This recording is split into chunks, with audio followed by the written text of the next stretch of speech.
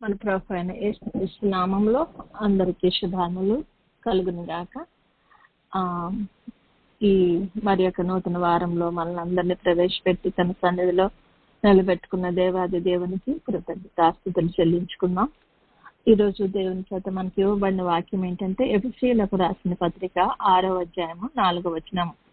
తండ్రులారా, మీ పిల్లలకు కోపము రేపకయు ప్రభు యొక్క శిక్షలోను బోధలోను వారిని పెంచుడి. దేవుడు మన తల్లిదండ్రులమైన మనకు చెప్తున్నాడు, పిల్లలకు కోపం రేపొద్దు అంటున్నాడు. కానీ ప్రభు యొక్క శిక్షలోను బోధలోను వారిని పెంచుడి అంటున్నాము. సాధారణంగా మన పిల్లలు చిన్నప్పటి నుండి కూడా మనము మరి యేసయ్య అడుగు జాడల్లో నడవాలని వాళ్ళకి వాక్యాలు నేర్పిస్తూ పాటలు పాడిస్తూ మనం ఏదో విధంగా ప్రభు యొక్క కార్యక్రమాల్లో మన బిడ్డలు నిమగ్నం అవ్వాలని మనం అందరం ఆశపడుతూ అదే విధంగా పెంచడానికి ప్రయత్నిస్తూ ఉంటాం. కానీ కొన్ని విషయాలు, చిన్న చిన్న విషయాల్లో మనం ఏమన్నా తప్పిపోతున్నామేమో అని దేవుడు మనల్ని ఒకసారి పరీక్షించుకోమని మనకు ఈ వాక్యాన్ని ఇచ్చారని నేను నమ్ముతున్నానండి. సాధారణంగా బిడ్డలకు చంటి బిడ్డలు ఒక కొంత ఏజ్ లో కొంత చంటి బిడ్డల యొక్క మనస్తత్వం ఉంటుంది. తర్వాత యవ్వనస్తుల మనస్తత్వం ఉంటుంది. తర్వాత కొంచెం పెరిగిన వాళ్ళు అంటే సెమీ అడల్ట్స్ అనుకోవచ్చు మనం. తర్వాత అడల్ట్హుడ్, తర్వాత మరి ఓల్డ్ ఏజ్ అంటాం కదా, మరి వృద్ధాప్యం. కానీ ఇదంతా కూడా దేవుడు మనం పుట్టకముందే, మనం తల్లి గర్భంలో ఉండకముందే, మన ఏమి ఎముకలో కానీ ఏమి కూడా ఎదగక ముందే దేవుడు మనలను తల్లి గర్భంలో పెట్టినప్పుడే మన గురించి ఆయన అంతా కూడా తెలిసిన దేవాది దేవుడు. మన యొక్క జీవితం ఎలా ఉంటుందో మన భవిష్యత్తు అంతా ఎరిగిన దేవుడు మన దేవుడు. కనుక మనం ఆయన ఏ విధంగా మనల్ని నడిపిస్తున్నాడో, ఏ విధంగా మనం నడవాలో అది తెలుసుకోవాలంటే ప్రభు యొక్క వాక్యం ద్వారా, వాక్యాన్ని మనం చదవటం ద్వారా, దాన్ని ధ్యానించుకోవటం ద్వారా మనము తెలుసుకుంటాము. ఎందుకంటే చిన్నప్పటి నుండి కూడా దేవుడు చెప్తున్నాడు, మీరు మరి బాల్య దినములందే నీ సృష్టికర్తను స్మరణకు తెచ్చుకో అంటున్నాడు. అంటే మనము చిన్నప్పటి నుండి కూడా బాల్యం నుండి మన దేవుణ్ణి స్మరణకు తెచ్చుకుంటున్నామా లేదా అన్నది మనం చాలా ఆలోచించవలసిన పని. ఎందుకంటే ప్రతి విషయంలో కూడా దేవుడు చెప్పింది మనం వినాల. అది ప్రసంగి 12లో ఉంటుంది కదా, 2వ వచనం.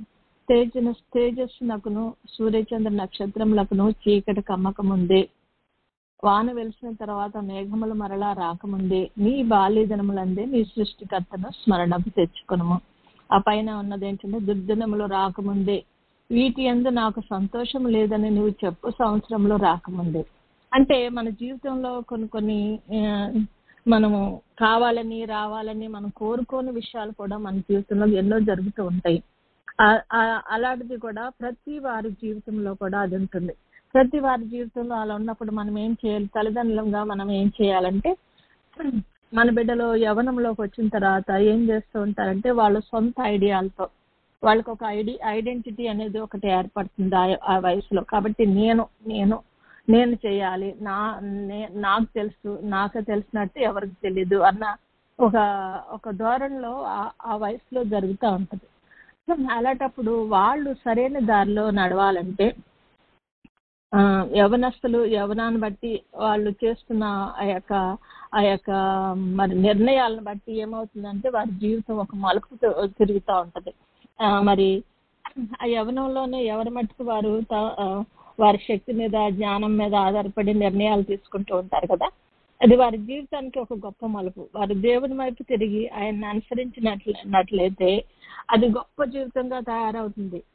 అదే వాళ్ళు చెడుగు వైపు లోకం వైపు తిరిగి నడుచుకున్నట్లయితే ఆ జీవితము పాడైపోవటకు చాలా మరి ఆస్కారాలు ఉంటాయి అన్నమాట. అందుకని ఈ యవన ప్రాయము ఎంత ముఖ్యమైనదో తల్లిదండ్రుల వారి బిడ్డలకు యవన ప్రాయాన్ని కాపాడుకోవటానికి, వారి గురించి ప్రార్థన చేయటానికి మనం ఏం చేస్తామండి? యవనం రాగానే వారి గురించి చాలా ప్రార్థనలు చేస్తూ ఉంటాం అనమాట. ఇప్పుడు దేవుడు చెప్తున్నాడు, ప్రసంగి 11:9 అంటున్నాడు, యవనుడా నీ యవనమందు సంతోషపడము, నీ యవన కాలమందు నీ హృదయమును సంతుష్టిగా ఉండనేమో, నీ కోరిక చొప్పునను నీ దృష్టి యొక్క ఇష్టం చొప్పునను ప్రవర్తించము. అయితే వీటన్నిటిని బట్టి దేవుడు నిన్ను తీర్పులోనికి తెచ్చుకునని జ్ఞాపకం చేసుకునము అంటున్నాడు. అంటే జ్ఞాని అని సొలొమోన్ రాజు గారు చెప్తున్నారు. ఆయన కూడా మరి దేవుని చేత ఇవ్వబడిన జ్ఞానం ఆయనకు. మరి తనకి తను ఏం చెప్తున్నాడు, ఆ జ్ఞానం చేత ఎట్లా చెప్తున్నాడు, నువ్వు యవ్వనంలో ఉన్నప్పుడు నువ్వు ఏ విధంగా నువ్వు నడుచుకుంటావు నడుచుకో, కానీ ప్రతి దాన్ని బట్టి నువ్వు తీర్పులోనికి వస్తుంది. కాబట్టి జ్ఞాపకం చేసుకో, నువ్వు చాలా జాగ్రత్తగా ఉండు అని ఆయన కూడా యవ్వనస్తులకు చెప్తున్నాడు. యవ్వనస్తులకు ఆ విధంగా రావాలంటే మనం ఏం చేయాలి, యవ్వనంలో ఉన్న బిడ్డలను మనం ఏం చేయాలి అని ఆలోచించినట్లయితే, మరి బాల్య దినములందే మరి సృష్టికర్తను స్మరణకు తెచ్చుకోమన్న దేవాది దేవుడు ఎందుకు చెప్తున్నాడంటే, బాల్యం అనేది వారి జీవితం అంతటికీ కూడా ఒక ఫౌండేషన్ లాంటిది. కాబట్టి ఈ బాల్యంలో మనం ఏం చేయాలి, గట్టి ఫౌండేషన్ వేయాలి. చంటి బిడ్డలు కదండి, అయ్యో వాళ్ళకి ఏం తెలుసండి, పర్వాలేదండి, వాళ్ళు రాకపోయినా పర్లేదండి అనేసి కొంతమంది అట్లా అనుకుంటా ఉంటారండి. అంటే మనం అనుకుంటామని కాదు, కొంతమంది అట్లా అనుకుంటారు. ఈ పిల్లలకి ఇప్పటి నుండి ఏంటండి దేవుడి గురించి అనేసి చాలా మంది కోపడుతూ ఉంటారు.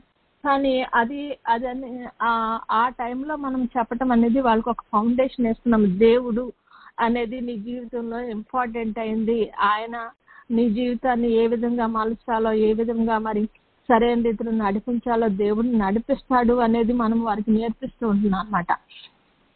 కాబట్టి మనము ఆ యొక్క బాల్యంలో మనం వేసిన ఫౌండేషనే యవ్వనంలో వాళ్ళు ఉన్నప్పుడు దారి తప్పకుండా ప్రభువులోనే పెరగటానికి, వారి సరైన నిర్ణయాలు చేయటానికి వారికి మంచి ఆస్కారం ఇస్తుంది అనమాట.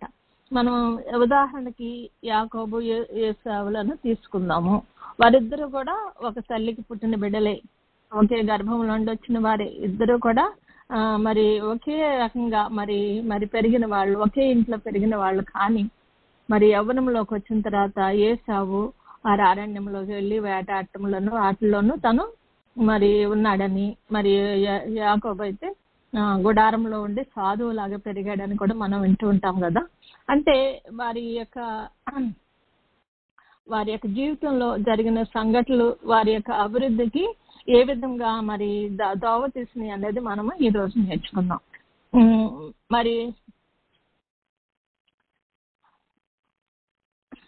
మరి యవ్వన ప్రాయంలో ఉన్నవారు తన జీవితంలో బాగా ఎదగాలని, పైకి రావాలని, మంచి భవిష్యత్తు ఇవ్వాలని, వారికి మంచి భవిష్యత్తులో ఉండాలని తల్లిదండ్రులైన వారు ఎంతో ఆశపడుతూ ఉంటాము.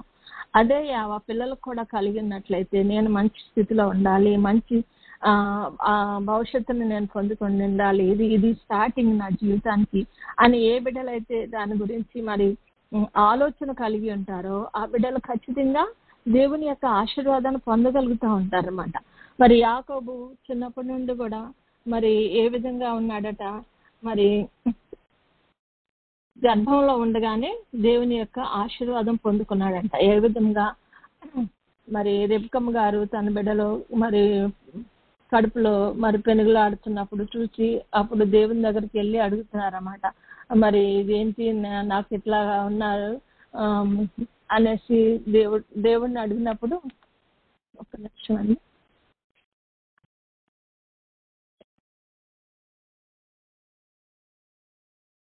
రెబ్కమ్మ గారు అంటారన్నమాట. ఆదికాండము 25వ అధ్యాయంలో ఉంటుంది.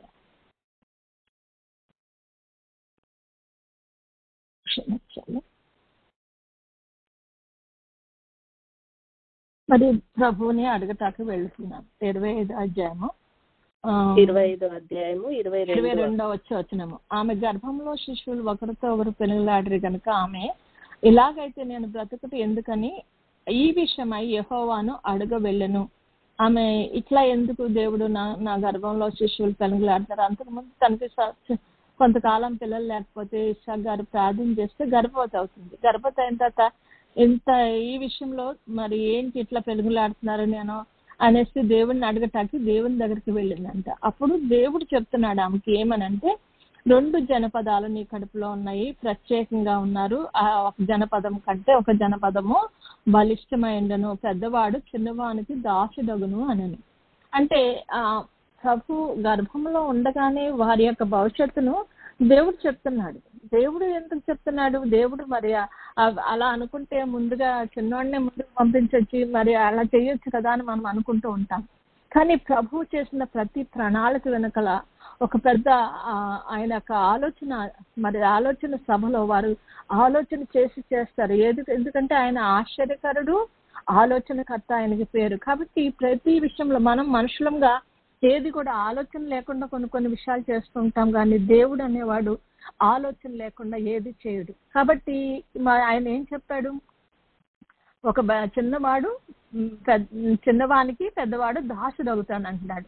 అంటే ఆ గర్భంలో ఉండగానే యాకోబు దేవుని యొక్క ఆశీర్వాదాన్ని పొందుకోగలిగాడు. ఎందుకంటే యాకోబు జీవితం ముందుగానే ఎరిగిన దేవుడు ఆయన తనకు ఉపయోగకరమైన పనిముట్టుగా మరి యాకోబును వాడుకుంటాకి తల్లి గర్భంలో ఉండగానే ఆయన నిర్ణయించుకున్నాడు.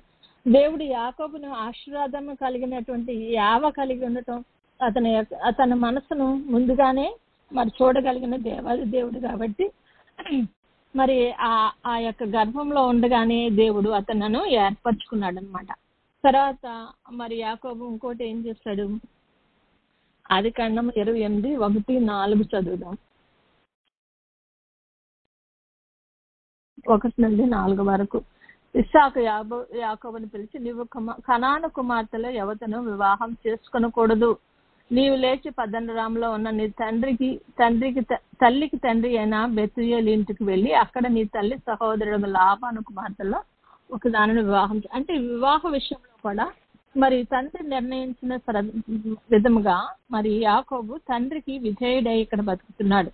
అంటే తండ్రి దగ్గర కూడా దీవెన పొందినవాడు, తండ్రి చెప్పినటువంటి విధంగా నడుచుకునేవాడై ఉన్నాడనమాట. అంటే ఒక విషయంలో ఇతను ఎందుకు మరి అబ్రహాము అబద్ధం ఆడాడు కదా, మోసం చేశాడు కదా అని అనుకుంటాం కదా, ఆ విషయంలో కూడా దేవుడు చెప్తున్నాడు.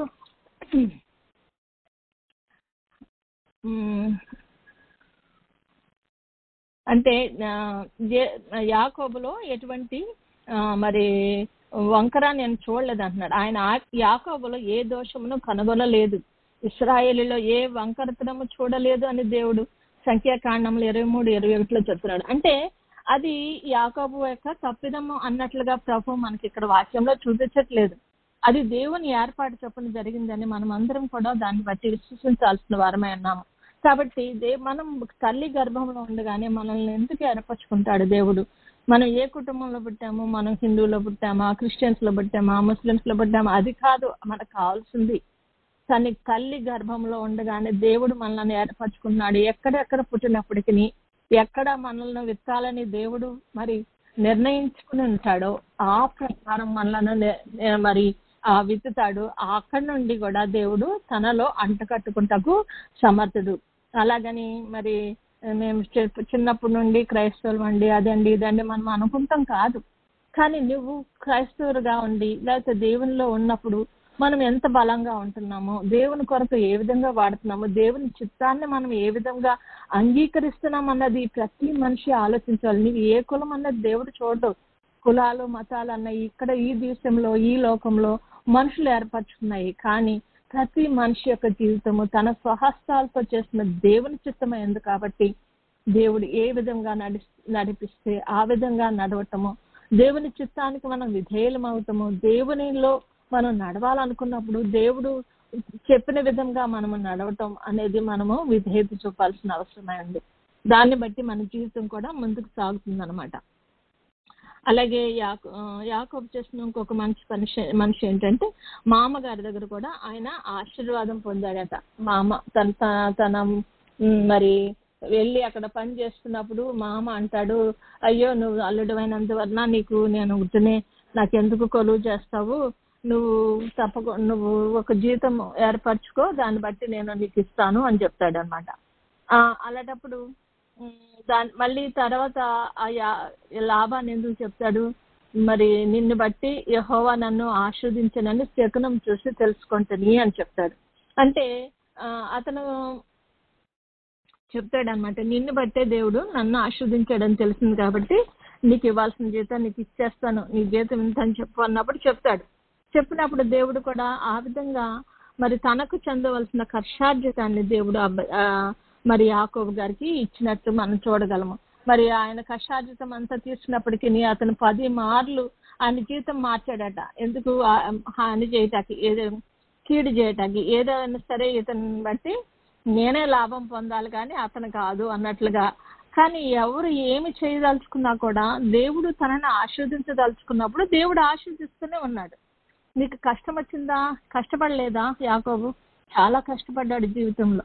మరి రాత్రి పగలు మంచుకు తడిచాను అంటున్నాడు. మరి గొర్రెలు ఈ తోడేళ్ళు తీసుకెళ్ళిపోయినప్పుడు వాటిని కూడా మరలా తనే నష్టాన్ని నచ్చుకున్నానని చెప్తున్నాడు. అలాగే ఎన్నో కష్టాలు పడ్డాడు. మంచుకు మరి ఎండకు ఏనికి కూడా మరి ఎన్నో కష్టాలు పడి మరి తనకి ఇవ్వబడినటువంటి ఆ పనిని నమ్మకంగా చేసుకుంటూ వచ్చాడు. ప్రతి విషయంలోనూ దేవుడిని ముందు పెట్టుకున్నాడు. కాబట్టి మరి దేవుడు మరి అతని మామ ద్వారా కూడా అతను ఆశీర్దించాడు. మామ ద్వారా ఆశీర్దించాడు. ఇతను బట్టి మామ ఆశీర్దింపబడ్డాడు. కానీ పనికి తగిన జీతాన్ని యాకోబు మరి తీసుకోగలిగినటువంటి ఆశీర్వాదం పొందుకోగలిగాడు అనమాట. మరి దేవుడు యాకోబుకున్న దైవ యావను బట్టి, అంటే దేవుడు తనకు కనపడి వెళ్ళేటప్పుడు మాట్లాడాడు కదా, మాట్లాడి ఇదిగో నీ దేవుడిని నువ్వు తప్పకుండా మరలా వస్తావని చెప్పాడు. అన్ని విషయాల్లో కూడా మరి యాకోబు కష్టపడలేదా అంటే మనం సాధారణంగా అనుకుంటాం ఆశీర్వాదం అనగానే మనకి మంచి జీవితం, అసలు కష్టం లేని జీవితం, కాలు మీద కాలు వేసుకొని చూసి కూర్చునే జీవితం అని అనుకుంటాం. అది ఆశీర్వాదం అని అనబడదు.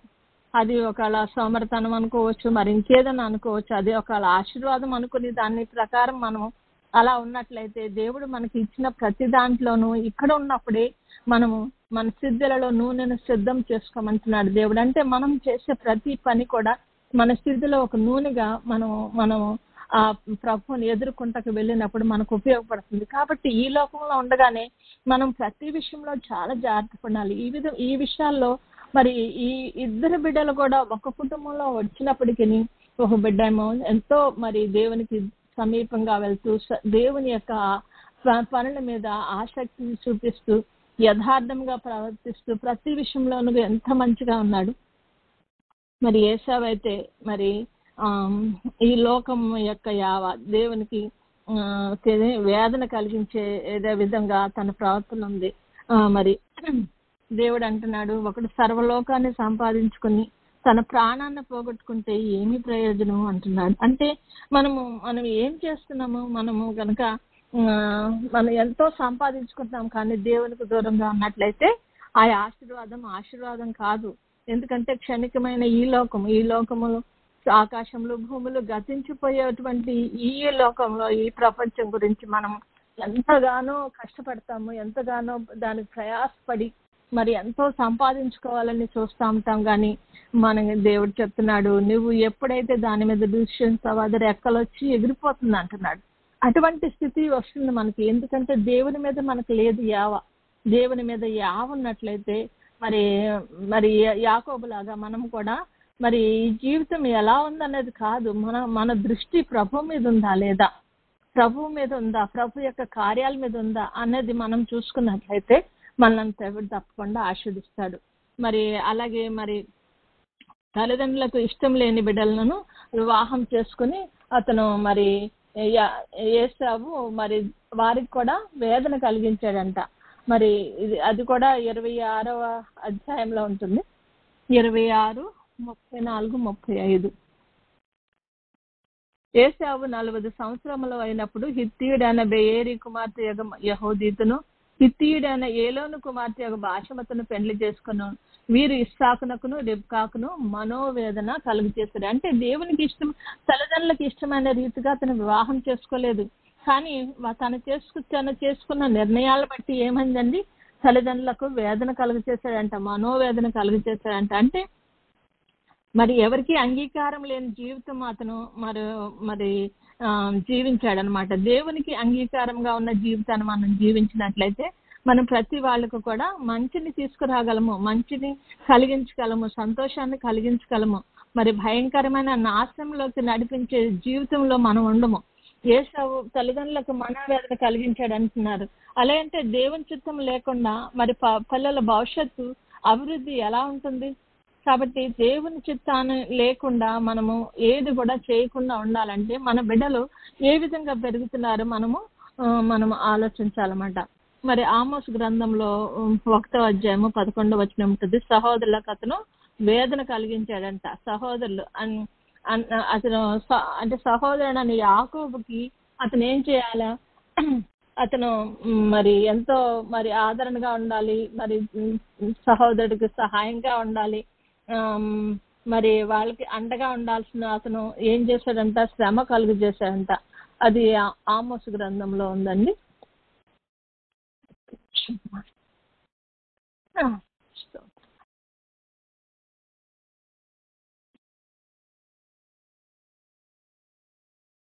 ఆమోసు గ్రంథము 1వ అధ్యాయము 11వ వచనం చూద్దాం. యెహోవా సెలవిచ్చినదేమగా, ఏదోము 3 సార్లు 4 సార్లు చేసిన దోషమును బట్టి నేను తప్పకుండా వారిని శిక్షించును. ఎలయనగా వారు కనికరము చాలించుకొని ఖడ్గం పట్టుకొని ఎడతగిన కోపంతో తన సహోదరులకు వారిని మానక చీల్చుచూచును. అంటే అతను ఒకప్పుడు మరి దేవుని యొక్క బిడ్డలైనటువంటి మరి యాకోబు సంతానానికి, దేవుడు ఏర్పరచుకున్న యాకోబు సంతానాన్ని మరి చీల్చుటాకి తన ఖడ్గం ధరించుకున్నాడట. అంటే నా తమ్ముడి బిడ్డలు, నా మేమందరం ఒక రక్తము, మేమందరం ఒకటి అని తను అనుకోలేదంట. అనుకోకుండా మరి చాలా సార్లు మరి వారి సహోదరులను కూడా మరి వేదన కలుగు చేశాడంట. మరి ఈ విషయాల్లో దేవుడు మరి అతని బట్టి చెప్తున్నాడు, నేను అతన్ని మరి నేను దృష్టి మీద దాని మీద నేను దహించేస్తాను అంటున్నాడు దేవుడు. మరి ఎన్నిసార్లు చేసిన దాన్ని బట్టి మరి వారిని నేను మరి వారి మీద దృష్టి ఉంచి వారిని నాశనం చేస్తాను అని దేవుడు చెప్తున్నాడు. ఎందుకంటే దేవుడు ఏర్పరచుకున్న బిడ్డల మీద మరి ఎవరైనా సరే, సొంత అన్నదమ్ములైనా సరే ఏమన్నా చేయాలనుకున్నప్పుడు వారిని దేవుడు ఉట్టినే వదిలిపెట్టాడు. మన ఎదురుగుండా కనపడకపోవచ్చు, వాళ్ళు ఆ నిమిషంలో విజృంభించినట్లుగా కనపడచ్చు, కానీ దేవుని కృపాహస్తము, దేవునిని ఆశ్రయించిన వారికి ఉన్నంత వరకు దేవుడు మరి వారిని కాపాడుతూనే వస్తూ ఉంటాడు. దుష్టుడు ఎన్ని ప్రయత్నాలు చేసినా కూడా అటువంటి పరిస్థితిలో మనం ఉండనివ్వడు అనమాట. మరి ఇంకోటి ఏంటి, దేవుడు తనకి ఒక మరి జ్యేష్ఠత్వం యొక్క హక్కుని ఇచ్చాడు. కానీ ఆ జ్యేష్ఠత్వం యొక్క విలువను మరి అతను గ్రహించలేని స్థితిలో ఉన్నట్లుగా ఉన్నాడు. ఒక్క పూట కోడి కొరకు అతను మరి ఆ జ్యేష్ఠత్వాన్ని అమ్మేసుకున్నాడని, కానీ తను తెలుసుకుని దాన్ని తీసుకోవాలని అనుకున్నప్పుడు దానికి అవకాశం ఇవ్వబడలేదని కూడా మనం వాక్యంలో చదువుతూ ఉంటాం కదా. అంటే మరి దేవుడు అప్పుడు కడుపులో ఉండగానే దేవుడు యాకోబుని ముందుకు పంపించి ఏశావుని పంపించవచ్చు, కానీ ఒక అవకాశం కూడా దేవుడు ఏశావుకి ఇచ్చాడు. కానీ ఆ అవకాశాన్ని కూడా అతను సద్వినియోగం చేసుకోకుండా, దాని యొక్క విలువను తెలుసుకోకుండా ఉన్నాడని కూడా మనము ఇక్కడ గ్రహిస్తూ ఉన్నాము. కాబట్టి మనము అంటే జ్యేష్ఠత్వము అనేది ఏంటంటే, జ్యేష్ఠత్వం అనేది మన యొక్క విశ్వాసంలో జ్యేష్ఠత్వం కలిగిన వారు, విశ్వాసంలో మనకు జ్యేష్ఠత్వాన్ని దేవుడు ఇచ్చాడు. నీకు విశ్వాసంలో అంత ముందుగా మరి ప్రభువుని తెలుసుకుని ఆయన యొక్క విలువను తెలుసుకుని ఆయన వెంబడించే స్థితిలో నువ్వు ఉన్నావు, పెండ్లి కుమార్తె వరుసలో నువ్వు ఉన్నావు, లేకపోతే దేవుని సన్నిధిలో ఉండి ఆయన యొక్క మరి యొక్క విలువను మనము గ్రహించిన వారమై అక్కడ ఉన్నప్పుడు, ఆ సిద్ధపాటులో మనం ఉన్నప్పుడు అది జ్యేష్ఠత్వ విలువలను మనకిస్తుంది. మనకు ఒక రాజ్యం దేవుడిస్తున్నాడని, ఆ రాజ్యంలో మనం ప్రవేశిస్తామని, ఆయన రాజ్యం రావాలని, మరి ఆ రాజ్యంలో మనకు కూడా దేవుడు మన యొక్క ఆత్మీయ స్థితిని బట్టి మనకు కూడా ఉద్యోగాలు ఇస్తారని కూడా మన వాక్యంలో చదువుకుంటున్నాం. అంటే మనకు ఆయనతో పాటు రాజ్య పరిపాలన చేసే అధికారం ఇస్తాడండి ఎప్పుడు మనం ఆ జ్యేష్ఠత్వ విలువలను కాపాడుకున్నప్పుడు. కాబట్టి ఆ యొక్క విలువను తెలియనటువంటి మరి వాడిగా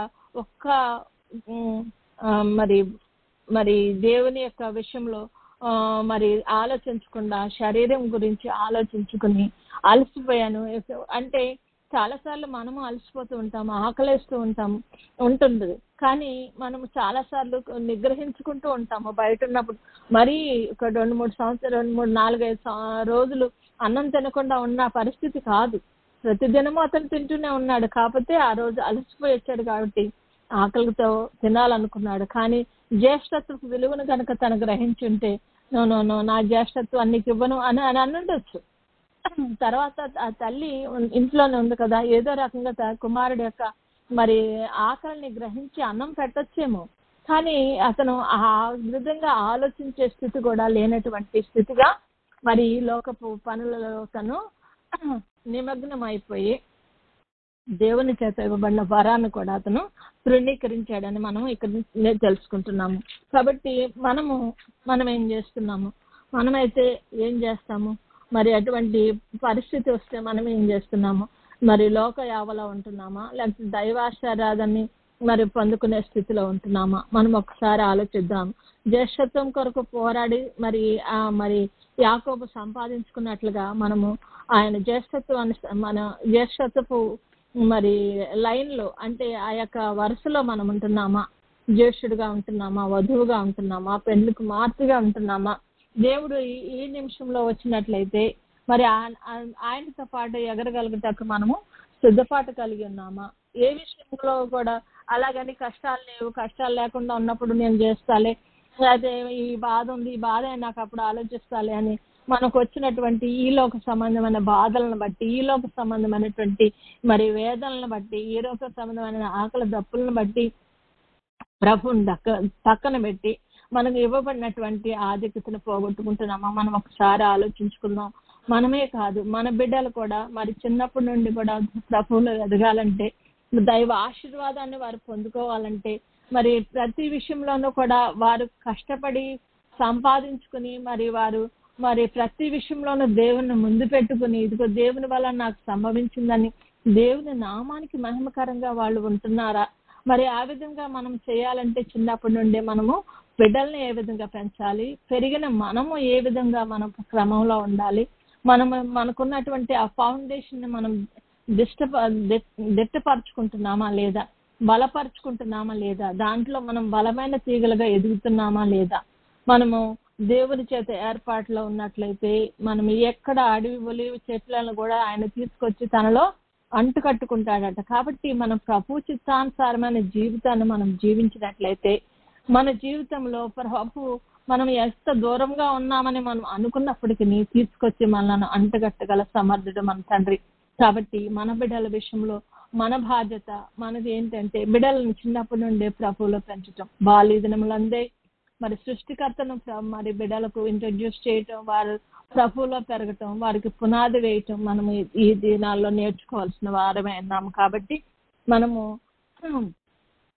మరి యోసేపు లాగా మరి జ్యేష్ఠత్వాన్ని పోగొట్టుకున్నాడు, ఆశీర్వాదాన్ని పోగొట్టుకున్నాడు, మరి తల్లిదండ్రులకు మరి బాధ కలిగించాడు, ఆస్తిని పోగొట్టుకున్నాడు.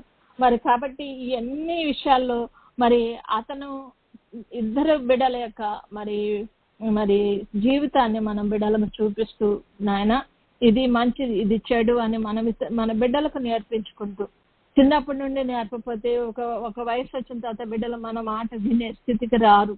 ఒక యవ్వనంలోకి అడుగు పెట్టక ముందే వారిని ప్రభువులో మరి పెంచమని నాడు ప్రభు మనతో మాట్లాడుతున్నారు. కాబట్టి మనము ప్రభువులో పెరుగుతున్నాం, మనము బిడ్డలను ఏ విధంగా పెంచుకోవాలో ఆ బాధ్యతను కూడా మనం నెరవేర్చుకుంటూ మరి ప్రతి విషయంలోనూ బిడ్డలను ప్రభు సన్నిధిలో ఎత్తుపట్టుకుంటూ వారి కొరకు మనం చేస్తున్న ప్రతి ప్రార్థన దేవుడు ఆలకించేలాగా మన బిడ్డలు ఏ పరిస్థితిలోనూ మరి దారి తప్పకుండానట్లు మనము ప్రభు సన్నిధిలో వేడుకుందాము. అతి ధన్యత మనకు, మన బిడ్డలకు, మన కుటుంబాలకు దేవుడు దయచేయను గాక. ఆమేన్.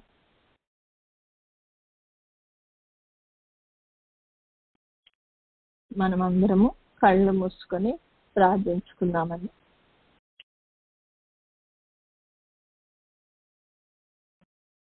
దేవుని సన్నిధిలో కనపడుతున్న మనము, దేవుని సన్నిధానానికి వచ్చిన మనము మనుషులు చూడకపోయినాను దేవుడు మన హృదయాన్ని చూస్తున్నాడనే నమ్మకంతో ప్రభు సన్నిధానానికి వచ్చిన మనము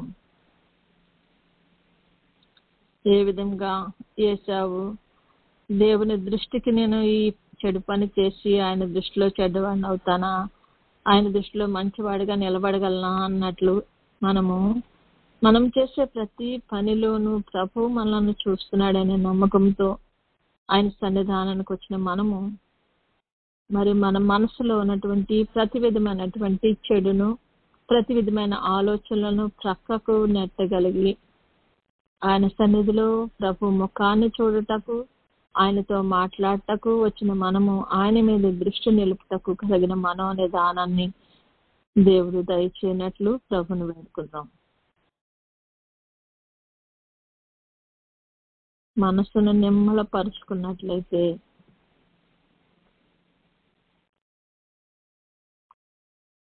ఆయన సన్నిధిలో మౌనముగా ఉండగలము. యెహెజ్కేలు ప్రవక్తకు కనపడిన దర్శనంలో మరి ఆ యొక్క కెరూబులు షెరూబులు మరి తమ రెక్కలను మరి ఏ విధంగా అయితే మరి కొట్టుకుంటూ ఉన్నప్పుడు ప్రభు యొక్క స్వరాన్ని వినలేకపోయినాయో, మరి ఆ విధంగా కాకుండా దేవుడు వారి రెక్కలను కింద పెట్టినప్పుడు, వారి రెక్కలను వాల్చినప్పుడు మరి వారు దేవుని యొక్క మరి స్వరాన్ని మరి వినగలిగేది అంట. అంటే మనం కూడా మనసులో గందరగోళము, మన మనసులో ఉన్నటువంటి మరి ఆ యొక్క సమస్త విధములైనటువంటి ఆలోచనలు మనలను మరి కలిగినటువంటి మనసు లేని స్థితిలో ఉంటున్నప్పుడు మనము మన రెక్కలను వాల్చినప్పుడు, అంటే మనకున్నటువంటి సమస్తమైనటువంటి ఆ యొక్క ఆలోచనలను మనం నిమ్మళపరుచుకున్నప్పుడు ప్రభు స్వరాన్ని వినగలిగిన స్థితికి మనం రాగలము. కాబట్టి ప్రభు సన్నిధానంలో ఉన్న మనము సమస్తమైన ఆలోచనలను ప్రక్కకు నెట్టుతాం. మనోనిదానం కలిగి ప్రభు పాదాల దగ్గర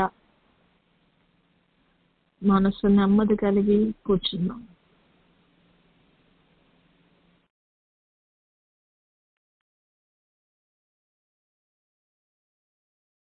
మనోనిదానం కలిగిన మనము ప్రభు సన్నిధిలో మన తప్పులను పాపములను ఒప్పుకున్నాము. ఎందుకంటే ఆయన సన్నిధిలో మన రహస్య పాపములు కూడా కనపడతాయని ప్రభు చెప్తున్నారు వాక్యంలో. కాబట్టి మనం ఎన్నోసార్లు అనుకుంటాము మేము మంచి చేస్తున్నాము, మేము మంచిగా బతుకుతున్నాము, మనం మంచిగా జీవిస్తున్నాము. నిజమే, చాలా విషయాల్లో మనల్ని మనం సరి చేసుకుంటాక మనం ఎన్నో విధాల ప్రయత్నిస్తూ ఉంటాం. అలాగని అంతా శుభ్రమైపోయినట్లని మనం తలంచుకోకుండా ప్రభువా నీ సన్నిధిలో మేమున్నాము నాయన, మా రహస్య పాపంలో కనపరచండి.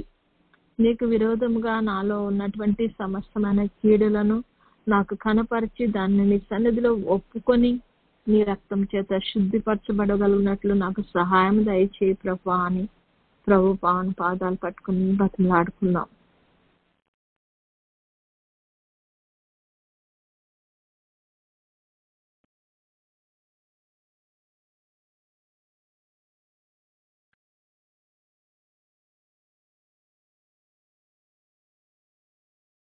మనము పాపం లేని వారమని చెప్పిన ఎడల మనలను మనమే మోసపుచ్చుకుంటామంట. కాబట్టి ఆయనను అబద్ధికునిగా కూడా చేస్తామంట. ఎందుకంటే ఆయన వాక్యం మనలో ఉండదు కాబట్టి మనలో పాపంలోనే పుట్టి పెరిగిన మనకు తప్పకుండా ఏదో పాపం మన హృదయాల్లో ఉన్నబట్టి మనం ప్రభువుకు సమీపంగా బతకలేకపోతున్నాము, జీవించలేకపోతున్నాం అనేటువంటి ఆలోచన కలిగి ప్రభు పాదాల దగ్గర క్షమించమని ప్రభువుని వేడుకొని క్షమించిన పాపాలను తుడిచివేయమని ప్రభువుని వేడుకుందాం.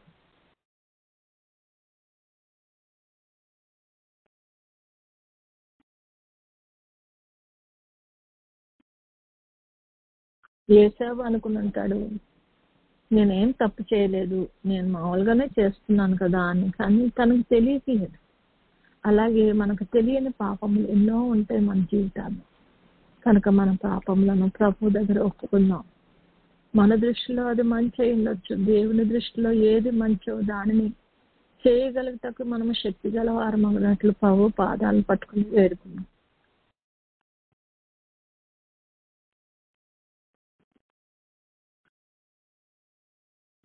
పాపంలో ఒప్పుకున్న మనం తీర్మానం చేసుకున్నాం, ప్రభువా నీ చిత్తాన్ని నెరవేర్చుటకు నేను సిద్ధంగా ఉన్నానయ్యా. ఇదిగో నన్ను ప్రభా నీ చిత్తాన్ని నెరవేర్చుటకు తగిన శక్తి గలవారు దానిగా ఉండుటకు నాకు సహాయం దయచేయండి తండ్రి. ఈ తీర్మానంలో నేను స్థిరముగా నిలబడ్డకు నాయన కావాల్సిన బలమును శక్తిని నాకు అనుగ్రహించి రాజా అని ప్రభు పాదాలు పట్టుకుని బతిమలాడుకున్నాం.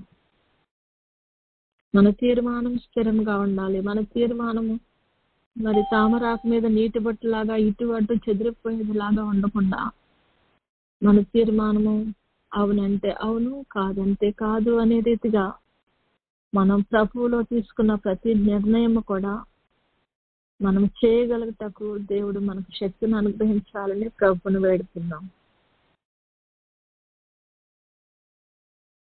మీరు అక్కడి కొరకు ఎదురు చూస్తున్నానయ్యా, మీరు అక్కడకు సిద్ధపరచు నాయన. ప్రభువా నీ రక్తంతో నన్ను కడుగు నాయన. మరి నాయన ప్రభా మరి మాకు కావాల్సిన సిద్ధులలో నూనెను కూడా ఎక్స్ట్రా తీసుకోమని చెప్పిన దేవాది దేవా, అది ఏ విధంగా సంపాదించుకోవాలో కూడా నాయన మాకు తెలియదు కనుక నా ప్రభా ఆ విషయంలో కూడా మాకు సహాయం దయచేసి అన్ని విధాలా మేము మా చుట్టుపక్కల ఉన్న ప్రతి ఒక్కటి నేను పరీక్షించుకుని నా జీవితాన్ని నీ కొరకు ఎదురు చూడగలిగిన స్థితిని మాకు దయచేయి తండ్రి అని ప్రభు పాదాలు పట్టుకుని వేడుకుందాం.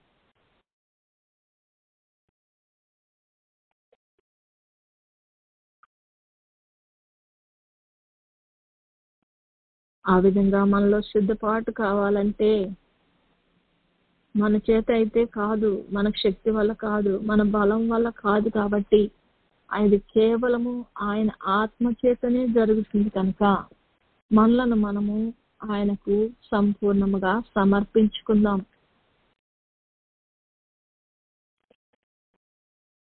సంపూర్ణ సమర్పణలో ప్రభువు తనకిష్టమైన రీతిగా మనలను మలుచుకోగలిగినటువంటి మరి స్థితికి మనము ఎదగలుగుతాం. కాబట్టి నాయన నా చిత్తము కాదు, నీ చిత్త ప్రకారమే నా జీవితము మరి ఉండగలుగుటకు ప్రభా ఇదిగో నన్ను నీకు సమర్పించుకుంటున్నానయ్యా అని మనల్ని మనం సమర్పించుకుందాం.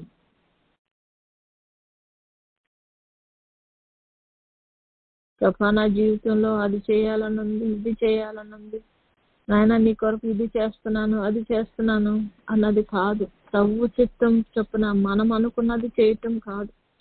ప్రభు ఇవేమి చేయాలని మనకు నిర్ణయిస్తాడో దానిని మాత్రమే చేయగలుగుటకు మనల్ని క్రమపరుచుకోవాలని ప్రభుకు మనల్ని సమర్పించుకుందాం. ఆయన మీతో చెప్పినది చేయుడి అంటున్నారు ప్రభు వాక్యంలో. కాబట్టి ఆయన మనకి ఏం చెప్తారో, మనకి ఏ బాధ్యత ఇస్తారో ఆ బాధ్యతను ఏ విధంగా మనము కాపాడుకోవాలో మనము నేర్చుకున్న వారమై ఆ స్థితిలో ప్రభుకి ఇష్టమైన స్థితిలో మనం పెరగాలంటే సంపూర్ణ సమర్పణ అనేది చాలా అవసరమైంది కనుక మనల్ని మనము సమర్పించుకుందాం.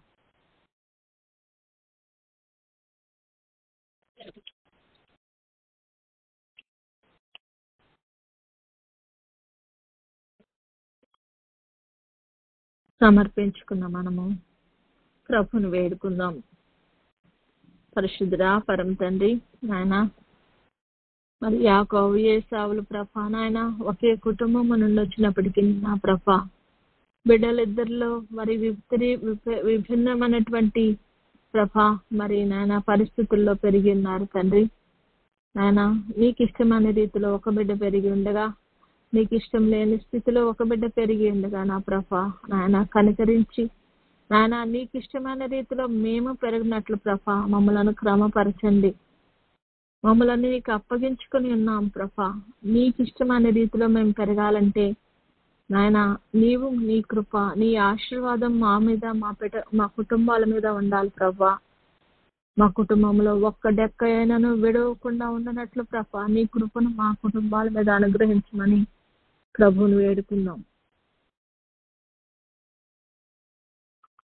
ఆయన సన్నిధిలో నిందారహితులమై ఉండనట్లు దేవుడు మనకు అనుగ్రహించాలని ప్రభువును వేడుకుందాం. మనల్ని క్రమపరిచి సరైన రీతిలో నిలబెట్టగలిగిన శక్తి గల దేవునికి మనము హృదయపూర్వకంగా అర్పించుకున్న మనము ఆయన చేసింది మన జీవితంలో నెరవేరినట్లు ప్రభువుకు విధేయులు మగుదాం.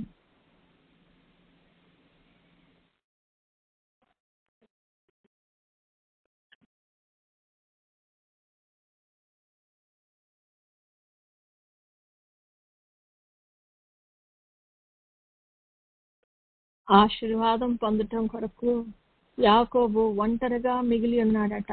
ప్రభువుని ఎదుర్కొన్నాడట. ప్రభువుతో పెనుగులాడాడట. ఎందుకంటే ఈ లోక సంబంధమైన ఆశీర్వాదం కాదు అని గుర్తించిన యాకోబు దేవునితో పెనుగులాడి మరి దేవుని నుండి ఆశీర్వాదం పొందగలిగిన శక్తికి ఎదుర్కొన్నాడు. కాబట్టి మనకు ఒంటరిగా ప్రభువుతో సమయం గడిపి ప్రభువు నుండి దీవెనలు పొందుటకు తగినటువంటి బలము శక్తి గలవారమై ఉన్నట్లు దేవుడు మనకు అనుగ్రహించాలని, సరైన మరి వివేక జ్ఞానములు కలిగిన వారమై ప్రభు యొక్క కృప కొరకు, ప్రభు యొక్క రాజ్యం కొరకు ఎదురు చూసే స్థితిలో మనం ఉండనట్లు మనకి ఇవ్వబడిన ప్రతి నిమిషాన్ని, ప్రతి గడియను దేవుడు కొరకు దేవుడు మనను సిద్ధపాటులోకి నడిపించాలని ప్రభువుని వేడుకుందాం. ప్రభు కొరకు వినియోగించుకుందాం. మరి ఇశ్రాయేలులో యుద్ధం జరుగుతుంది అంటున్నారు. యుద్ధ సమాచారములు వినినప్పుడు మీరు భయపడొద్దు అంటున్నాడు దేవుడు. ఎందుకంటే రాకడకు ఇవన్నీ ముందుగా జరగవలసిన సూచనలు అంటున్నాడు. అంటే రాకడ ఎంతో దూరంగా లేదని మనకు అర్థమవుతుంది. కనుక 7 ఏండ్లలో మిగిలిపోయే దుస్థితికి మనము చేరకుండానట్లు ప్రథమ ఫలముగా జ్యేష్ఠులంగా మనము పెండ్లి విందులో పాల్గొనటకు ఎత్తబడినట్లు దేవుడు మనలను మన ఆత్మలను శుద్ధపరిచినట్లు ప్రభుని వేడుకుందాం.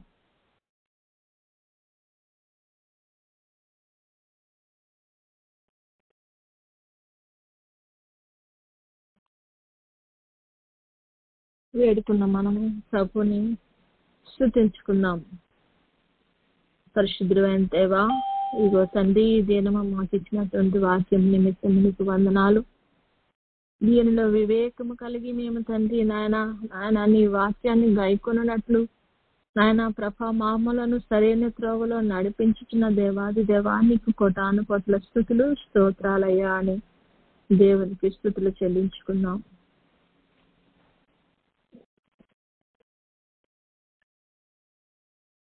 నాయన మేము మా కుటుంబాలు ప్రభా ఈ లోకంలో విడిచిపెట్టబడకుండానట్లు మాకు జ్ఞానాన్ని బోధిస్తున్న దేవాది దేవా, మేము సరైన దారిలో నడుటకు నాయన మా చేయి పట్టుకుని నడిపిస్తున్న దేవాది దేవా, నీకు వందనాలని ప్రభుకి స్తుతులు స్తోత్రాలు చెల్లించుకున్నాం.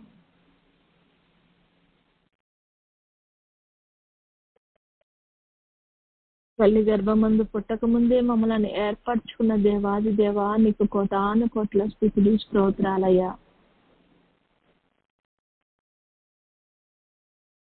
మమ్మలను నీ దారిలో నీ ఆలోచన చొప్పున నడిపించుతున్నందుకు నీకు వందనాలు చెల్లిస్తున్నామయ్యా. మాలో నీకు ఇష్టం లేనిది ఏదైనా ఉంటే తొలగించి వేసి నాయన మమ్మలను సరైన రీతిలో ప్రభా కడిగి పవిత్రపరిచి నా ప్రభా నిన్నుగా అర్థం చేసుకుంటాకు ప్రభా నాయన మా జీవితాలను ఏర్పరచుకున్నందుకు నీకు వందనాలు స్తుతులు స్తోత్రాలని ప్రభుకి కృతజ్ఞతాస్తుతులు చెల్లించుకున్నాం.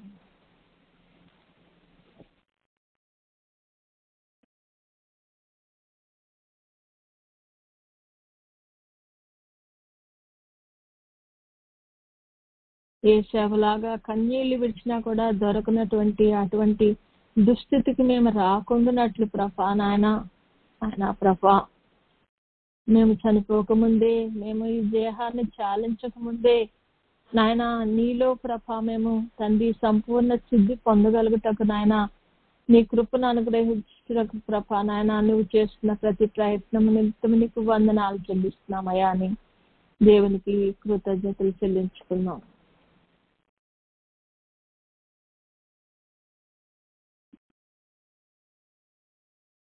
నాయన నీ దయ లేకపోతే ప్రభా కన్నా తల్లిదండ్రులు సహితం ఏమీ చేయలేరు ప్రభా. కనుక నాయన నీ దయను, నీ యొక్క కృపను మా మీద, మా బిడ్డల మీద నువ్వు కృపనిస్తావు ప్రభా. నాయన నీకు చేస్తున్న ప్రతి కార్యము నిమిత్తము నీకు వందనాలు చెల్లిస్తున్నామయ్యా. మాకు నీవున్నందుకు నీకు వందనాలయ్యా. మా కొరకు ప్రాణం పెట్టినందుకు నీకు వందనాలయ్యా. మమ్మల్ని కడిగి పవిత్రపరిచినందుకు నీకు వందనాలయ్యా. కృతజ్ఞత చెల్లించిన మనము కొద్దిసేపు మౌనంగా ఉందాము.